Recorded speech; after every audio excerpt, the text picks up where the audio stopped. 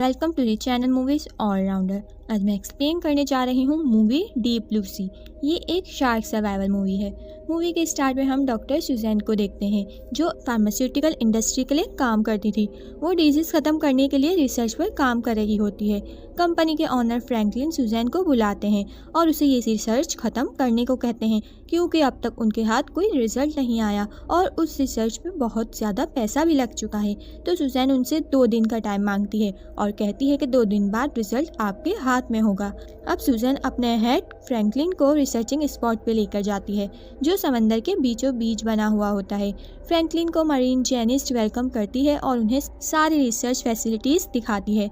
वहाँ एक आदमी कार्टर होता है जो शार्क के पास पानी में होता है। फ्रैंकलिन ये देख के उससे काफ़ी इम्प्रेस्ड होता है तो जेनिस्ट उसे बताती है कि ये शार्क हार्मफुल नहीं है।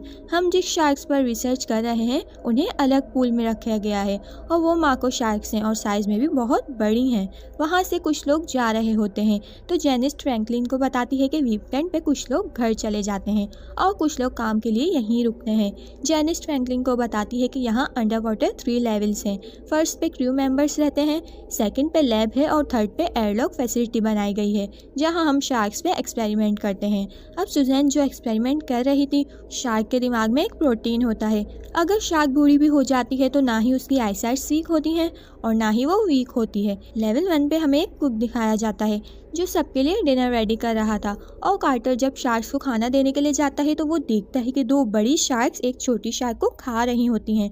वो फ़ौरन ही ये बात सुजैन को जाकर बताता है और कहता है कि हमें एक्सपेरिमेंट करने के लिए थोड़ा और टाइम लेना होगा, लेकिन सुजैन उसकी बात नहीं मानती और कहती है कि अगर हमने वेट किया तो 2 दिन में ही इस प्रोजेक्ट को हमेशा के लिए बंद कर दिया जाएगा और इसके अलावा हमारे पास कोई दूसरा ऑप्शन भी नहीं।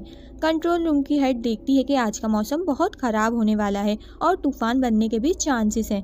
लेवल 3 पे वो लोग एक्सपेरिमेंट करने की तैयारी कर रहे होते हैं। कार्टर शार्क को बेहोश करके उसे लैब में ले आता है जो कि बहुत बड़ी होती है। डॉक्टर शार्क का स्कैन करते हैं, फिर सुजैन शार्क के दिमाग से वो प्रोटीन निकाल लेती है और फिर वो अल्जीमर पेशेंट के ब्रेन पे वो प्रोटीन डालती है और कुछ ही सेकंड्स के अंदर वो अल्जीमर को ख़त्म कर देता है। इसका मतलब उनकी रिसर्च कामयाब हो गई। डॉक्टर उस शार्क को देख ही रहा होता है तभी वो शार्क होश में आ जाती है और डॉक्टर पे अटैक करके उसका हाथ जिस्म से अलग कर देती है। डॉक्टर के हाथ से बहुत ज़्यादा ब्लीडिंग हो रही होती है। कार्टर ये देख के गन लेकर शार्क को शूट करने वाला होता है लेकिन सुजैन उस शार्क को छोड़ देती है। अब वो लोग हेल्प के लिए हेलीकॉप्टर बुलवाते हैं और उस डॉक्टर को स्ट्रेचर पे लिटाकर बाहर आ जाते हैं। तूफान बहुत ख़तरनाक होता है और बहुत तेज़ हवाएं चल रही होती हैं। तभी उस रस्सी में कुछ प्रॉब्लम आ जाती है और रस्सी लूज़ होने लगती है और स्ट्रेचर पानी में गिर जाता है और साथ डॉक्टर भी पानी में जा गिरता है और उस स्ट्रेचर को शार्क पकड़ लेती है जिस वजह से हेलीकॉप्टर उसका कंट्रोल खो देता है और सीधा उस लैब से जा टकराता है जिस वजह से वहाँ बहुत ही बड़ा ब्लास्ट हो जाता है। सारे लेवल्स का भी जोर का झटका लगता है। जेनिस्ट भी इस ब्लास्ट में मारी जाती है और बोट्स और प्लेन्स भी तबाह हो चुके होते हैं। अब वो शार्क डॉक्टर के स्ट्रेचर को लैब के शीशे पे मार देती है जिस वजह से वो शीशा टूट जाता है और पूरा का पूरा पानी लैब में एंटर हो जाता है। किसी तरह वो अपनी जान बचाकर वहाँ से निकल तो जाते हैं। अब वो लोग स्टेयर्स से लेवल 2 पे जाने लगते हैं लेकिन वहाँ से भी पानी आ रहा होता है और एलिवेटर भी काम नहीं कर रही होती। अब उनके पास वहाँ से बाहर जाने का कोई और रास्ता नहीं होता। लेवल 1 पे शेफ चेक करने के लिए जाता है कि ये सब क्या हो रहा है। तभी स्टेज से बहुत सारा पानी आ जाता है और अब लेवल 1 भी डूब चुका होता है और साथ ही वहाँ शार्क भी आ जाती है। दूसरी तरफ सुजैन और वो लोग बाहर जाने का रास्ता तलाश कर रहे होते हैं। तभी शार्क वहाँ का स्टील के डोर को तोड़ने लगती है और कुछ ही देर में डोर टूट जाता है और अब वहाँ भी पानी आ जाता है लेकिन वो लोग सेफली एक सेफ जगह पहुँच जाते हैं।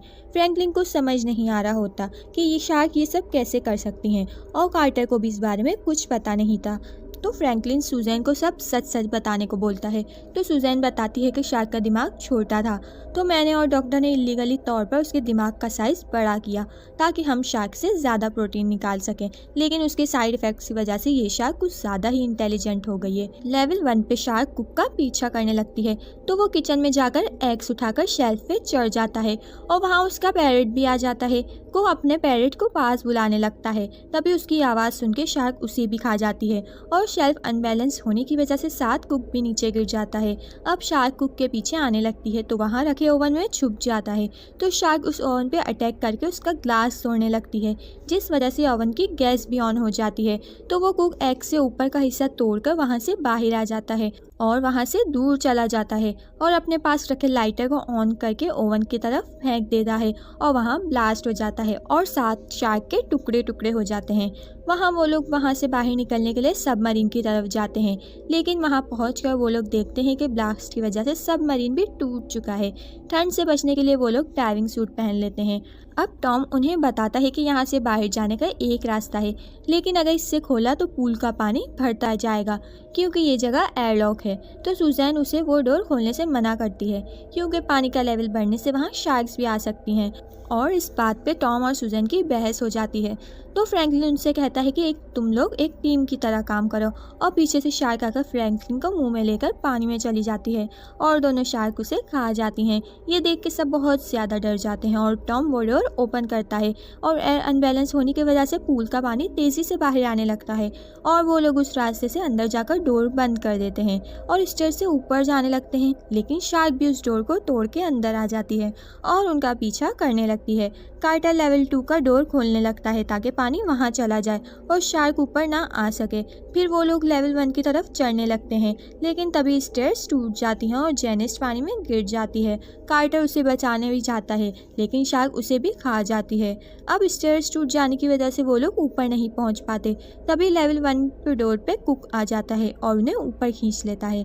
टॉम कहता है कि अगर हम इमरजेंसी बटन ऑन कर देंगे तो स्टेयर्स का रास्ता पानी में चला जाएगा। तो वो कार्टर इमरजेंसी बटन ऑन करने जाते हैं। टॉम जैसे ही बटन ऑन करता है तो शार्क आकर उसे खा जाती है और ये देख के कार्टर बहुत ज़्यादा डर जाता है और वो एक और एयरलॉक डोर खोल के वहाँ से चला जाता है। सुजैन कुक से कहती है कि मुझे मेरे रूम से डेटा लाना होगा और वो अपने रूम में जाती है जहाँ पानी भर चुका होता है। वो डेटा तो ले लेती है, तभी वहाँ शार्क आ जाती है। ये देख के सुजैन फ़ौरन एक शेल्फ पे चढ़ जाती है, लेकिन उसका डेटा पानी में गिर जाता है।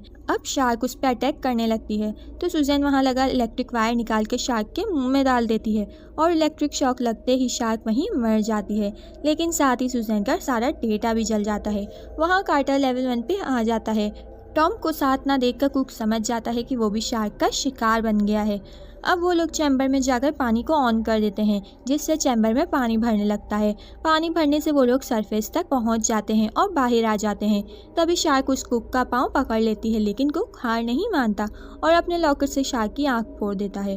तो शार्क उसे छोड़ देती है। कुक को ऊपर देखकर कार्टर उसे बचा लेता है और सुजैन उसे फर्स्ट एड देती है। पूरा का पूरा फैसिलिटी एरिया पानी में डूब रहा होता है। कार्टर कहता है कि मैं समझ गया हूँ शार्क ऐसा क्यों कर रही है, क्योंकि उसे इस एरिया से बाहर समंदर में आज़ाद होना है और सुजैन को भी अपनी गलती का एहसास हो चुका था। अब सुजैन कार्टर से कहती है कि इस शार्क को मार दो। तो कार्टर अपनी गन लाता है और उसमें डायनामाइट पाउडर डालता है और कहता है कि जैसे ही मैं शार्क पर अटैक करूँगा तुम इस वायर को बैटरी से अटैच कर देना, जिस वजह से वहाँ ब्लास्ट होगा और शार्क मर जाएगी। अब कार्टर शार्क को शूट करता है, लेकिन बहुत दूर होने की वजह से उससे निशाना नहीं लग पाता और वो लगातार केज तोड़ने की कोशिश कर रही होती है। तो सुजैन अपने हाथ पे कट लगाकर पानी में कूद जाती है ताकि शार्क उसकी तरफ अट्रैक्ट हो सके और कार्टर शार्क को शूट कर दे। शार्क सुजैन के ब्लड को स्मेल करके उसकी तरफ आने लगती है तो सुजैन क्लिप पकड़ के ऊपर चढ़ने लगती है, लेकिन वो क्लिप भी टूट जाता है और सुजैन पानी में गिर जाती है। ये देख के कार्टर सुजैन को बचाने पानी में जंप करता है, लेकिन शार्क सुजैन को खा जाती है। अब कार्टर भी क्लिप पकड़ता है, लेकिन वो भी पानी में गिर जाता है। शार्क उसकी तरफ आने लगती है तो कार्टर शार्क का फिन पकड़ लेता है और वो वायर उस शार्क से अटैच कर देता है।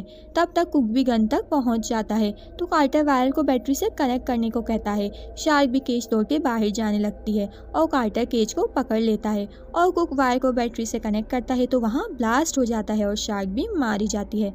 अब कुक कार्टर को देख के बहुत खुश होता है कि वो जिंदा है। तभी उनका जो ग्रुप वीकेंड पे गया था वो भी वापस आ रहा होता है और इसी के साथ ये मूवी एंड हो जाती है।